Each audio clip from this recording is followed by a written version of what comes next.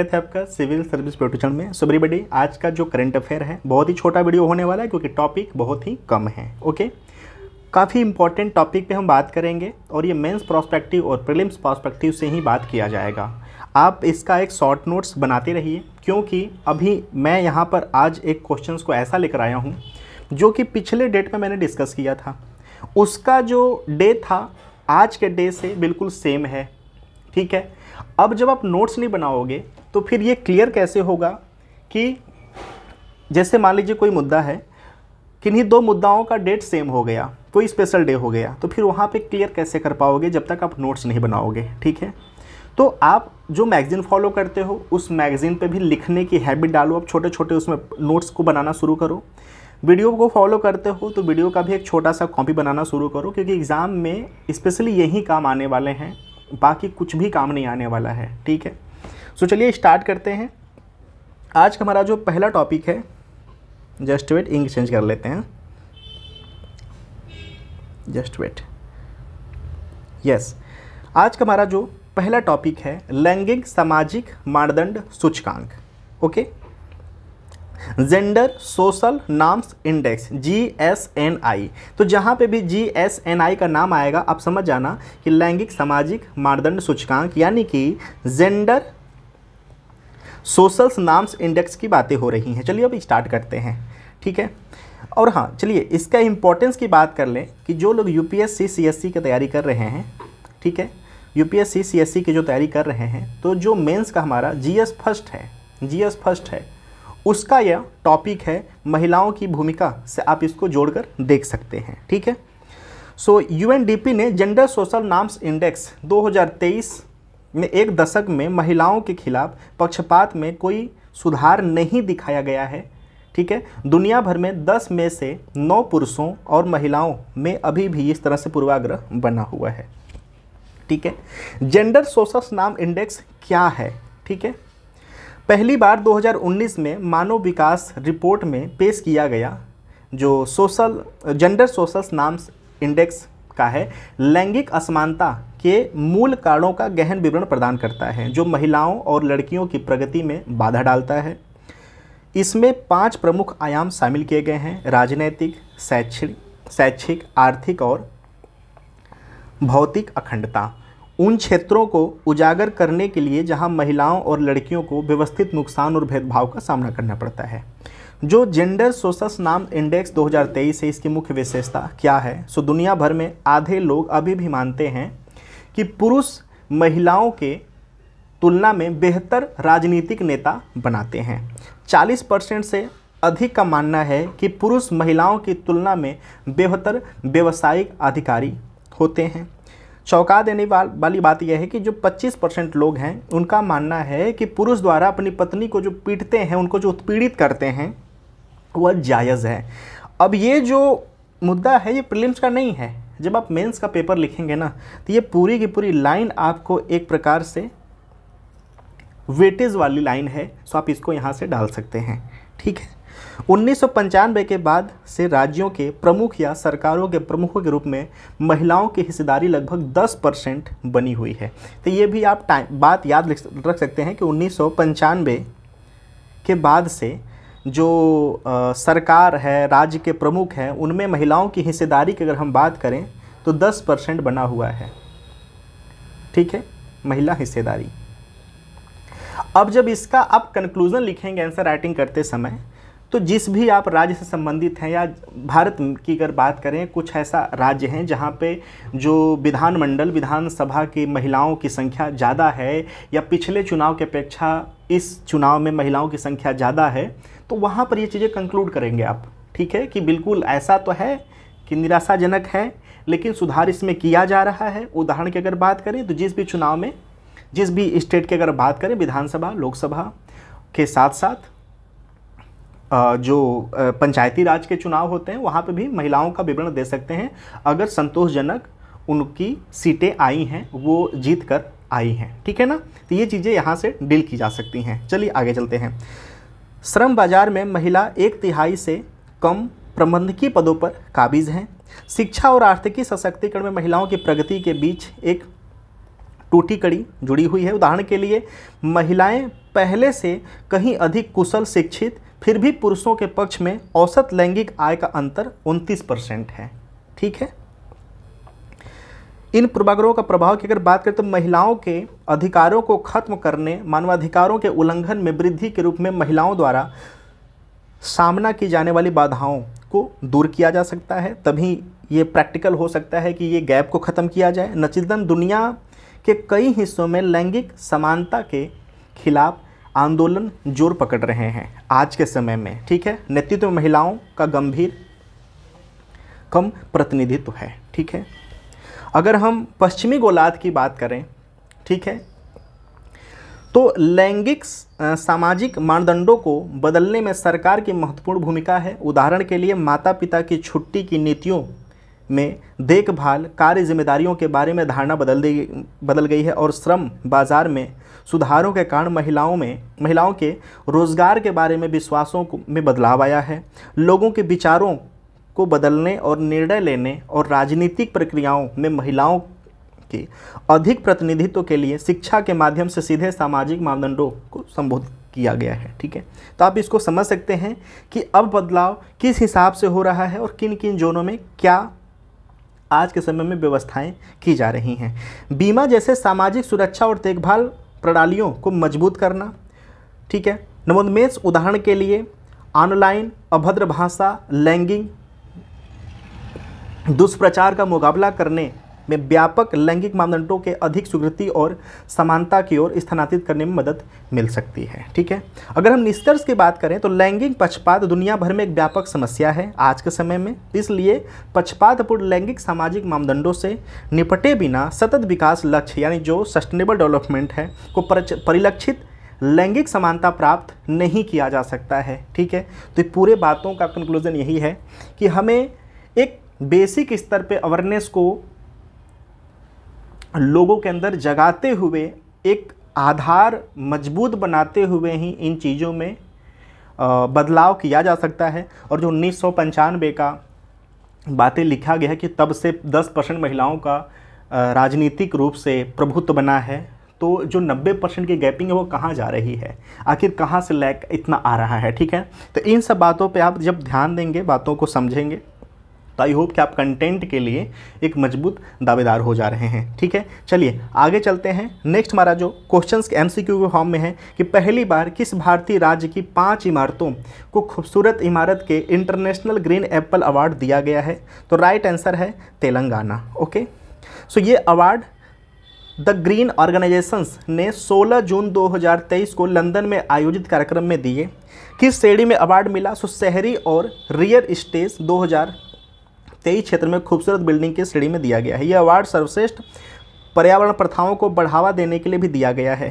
तेलंगाना के CM चंद्रशेखर राव का कहना है कि पहली बार भारत में किसी इमारत को प्रतिष्ठित पुरस्कार इंटरनेशनल ग्रीन एप्पल अवार्ड दिया गया है। देखिए ये बहुत इंपॉर्टेंट हो जाता है हमारे एग्ज़ाम के लिए। ठीक है। इन इमारतों को इस कैटेगरी में अवार्ड मिला है। सो क्या क्या? मुज्जम जाही बाज़ार हेरिटेज श्रेणी में इसको दिया गया है। दुर्गम चेरू केबल ब्रिज श्रेणी के बेहतर डिज़ाइन के लिए दिया गया है। VR अम्बेडकर तेलंगाना राज्य सचिवालय भवन सौंदर्य की दृष्टि से डिज़ाइन किए गए कार्यालय और कार्यक्षेत्र श्रेणी में दिया गया है। चौथा, तेलंगाना पुलिस का एकीकृत कमांड कंट्रोल सेंटर एक विशिष्ट प्रकार का कार्यालय है। और यादाद्री मंदिर उत्कृष्ट धार्मिक संरचनाओं की श्रेणी के लिए दिया गया है। तो इनका नहीं, ये पांचों का प्लीज़ आप नाम याद रख लेना। ठीक है, श्रेणी का। नेक्स्ट है एशिया कप 2023 का आयोजन हाइब्रिड मॉडल में किन 2 देशों में किया जाएगा? सो राइट आंसर है श्रीलंका और पाकिस्तान। क्या मुद्दा है? यह फैसला एशियाई क्रिकेट परिषद ACC ने लिया है। एशिया कप 2023 हाइब्रिड मॉडल के तहत पाकिस्तान और श्रीलंका में खेले जाएंगे। ठीक है ना। इसका जो आयोजन है 31 अगस्त से 17 सितंबर के बीच होगा। टोटल 13 मैच होंगे, जिसमें से 4 पाकिस्तान में होंगे जबकि 9 मैच श्रीलंका में खेले जाएंगे।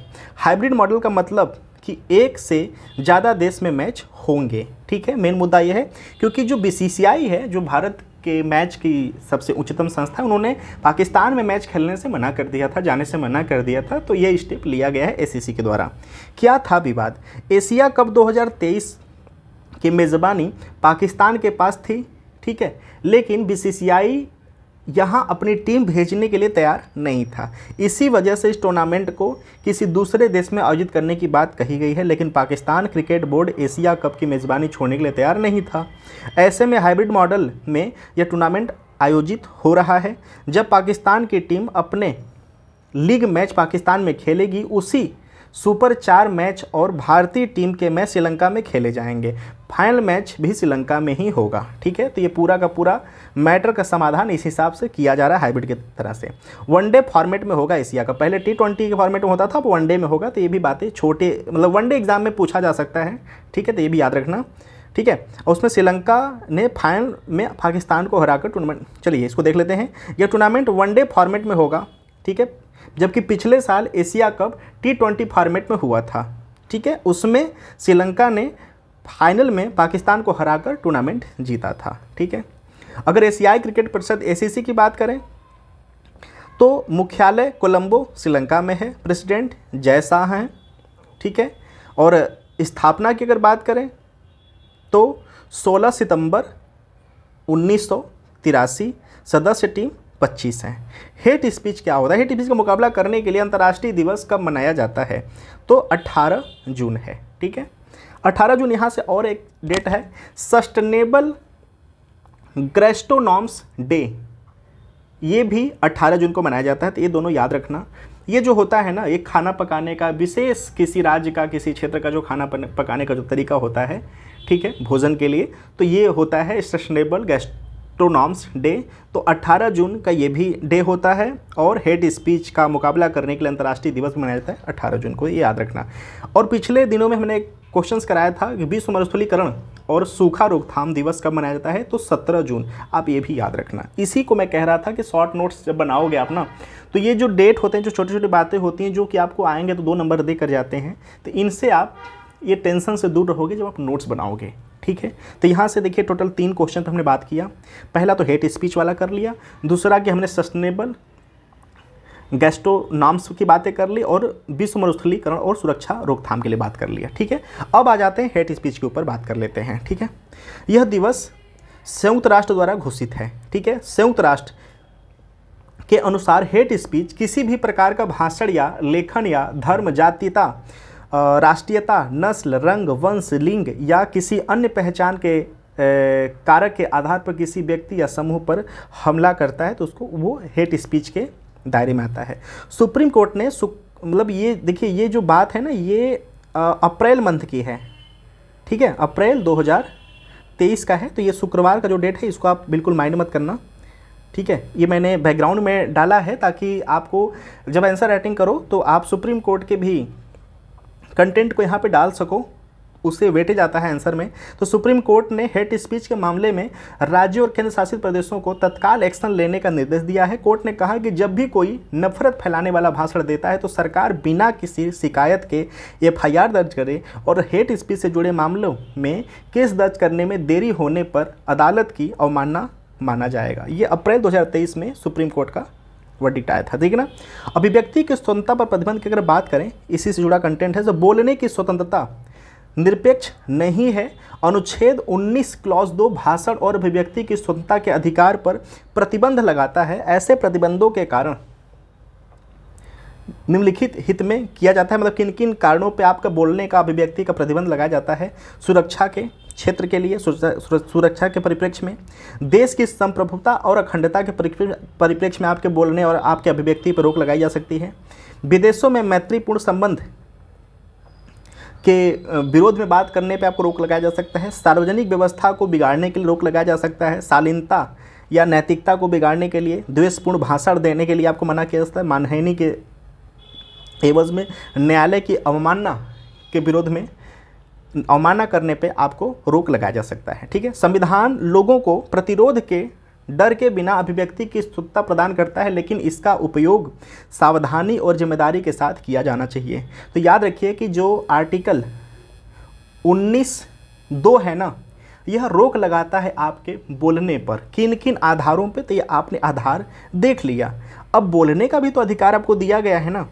तो आर्टिकल 19(1)(a), ठीक है, के अनुसार सभी नागरिकों को भाषण अभिव्यक्ति की स्वतंत्रता का अधिकार दिया गया है। इसका तात्पर्य यह है कि किसी नागरिकों को अपने विचार राय स्वतंत्र रूप से व्यक्त करने का अधिकार है। इनमें से न केवल मुंह से बोलना शामिल है बल्कि लेखन, चित्र, फिल्म, बैनर आदि के माध्यम से भी भाषण शामिल है। ठीक है, बोलने के अधिकार, न बोलने के अधिकार भी शामिल। तो देख लिया, देखिए जो बोलने का अधिकार है आर्टिकल 19(1)(a) ये बोलने के लिए बात करता है, और आर्टिकल 19 क्लॉज 2 ये न बोलने का के बारे में प्रावधान करता है, किन किन आधारों पे आपको बोलना है, किन किन आधारों पे आपको रोक लगाया जा सकता है। ठीक है, अब यहाँ पे आ जाते हैं सोशल मीडिया वाले बात पे। ठीक है, सोशल मीडिया पर बोलने की आज़ादी की बात। सो त्रिपुरा के उच्च न्यायालय ने माना है कि सोशल मीडिया पर पोस्ट करना वास्तव में सरकारी कर्मचारियों सहित सभी नागरिकों पर लागू मौलिक अधिकार का समान है।